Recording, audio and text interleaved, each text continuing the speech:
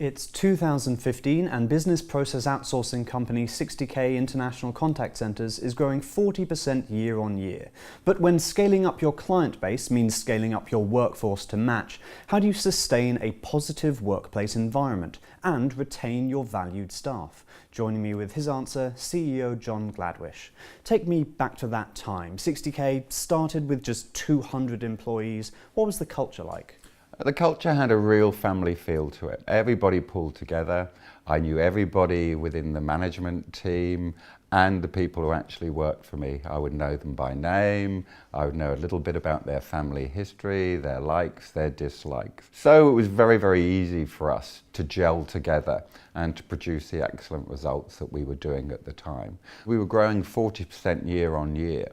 And this wasn't just revenue, this was in staffing. And the culture was changing because of the pressure on the company to grow and to induct people as quickly as possible because of the demands of the clients. So bringing new people in, assimilating them into the culture of the company started to become a little difficult because we were working very, very hard. People had less time to pay attention to the little nuances that you need when introducing and inducting staff to the company. Can you give me an example of a way that the culture was changing? So people felt that they weren't cared for or weren't trained enough to have the skills to actually start the job on the first day. And it was quite frightening for them. If you feel that you haven't received the adequate training or you're not getting the adequate support when you first pick up that phone and answer to an angry customer, you suddenly feel out of your depth. We were actually letting them down. They didn't feel secure, they were nervous, and they didn't feel that they really were giving the tools and the skills to do the job. I read a book very, very many years ago called The Customer Comes Second.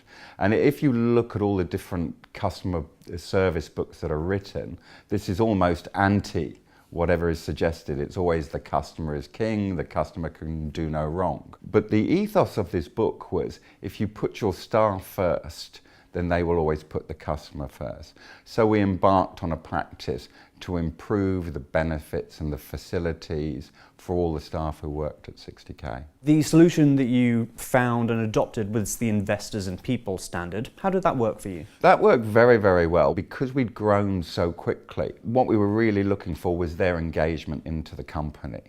That they realised that the company would care about them, look after them, and in turn that they would give the same back to the company.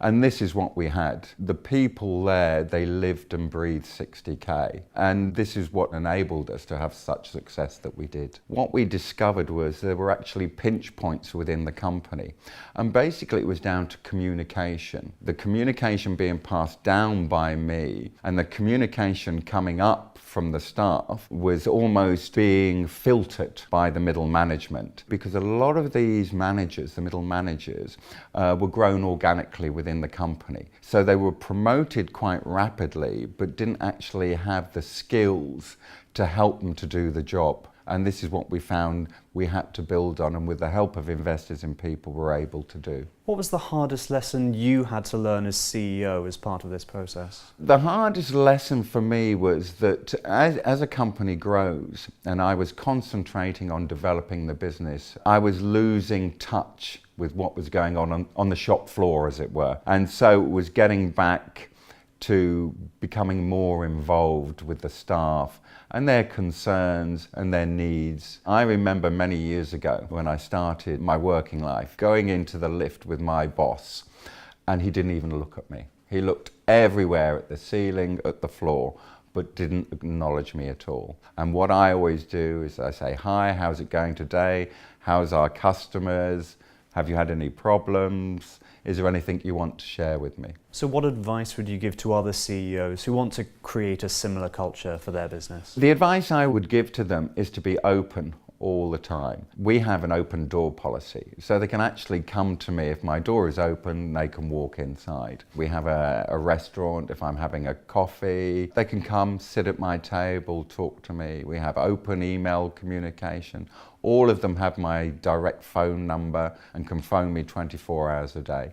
And it doesn't matter, they can be a new starter who've only been with the company a week. They are given this channel of communication. Well, Jon, thank you very much. Thank you. Thanks for watching. If you have a story on building a positive work environment for your team, let us know in the comments. You can subscribe here for more of our videos, and for the latest business, finance and strategic insights transforming Europe, you should open a channel of communication with EuropeanCEO.com.